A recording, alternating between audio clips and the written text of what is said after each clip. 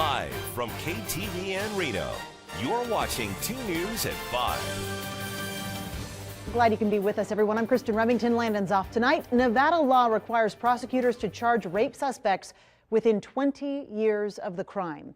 Assembly Bill 142 would change that in some cases. Paul Nelson joins us live in the newsroom. And Paul, explain to us, how would this bill work? Well, it's all about the DNA evidence, Kristen. The statute of limitations is there for a reason, but some say that should change with enhancements to DNA technology. The bill's sponsors say if a test can match a person to the crime, it shouldn't matter how long it takes to get justice. DNA evidence can be a valuable tool when it comes to solving crimes. Some say to the point to where the statute of limitations for rape should be abolished in some cases. That people that are sexually assaulted deserve to have justice and closure.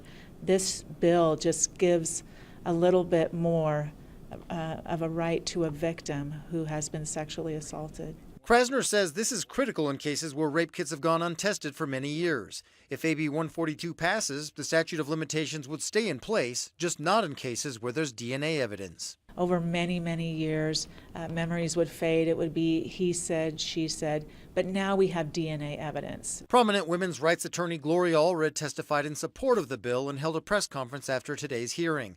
She says this bill is about justice, no matter how long it takes. We don't want to shut the courthouse door in her face and say, sorry, it's too late, especially where it's not her fault that the DNA test was not tested in a timely way.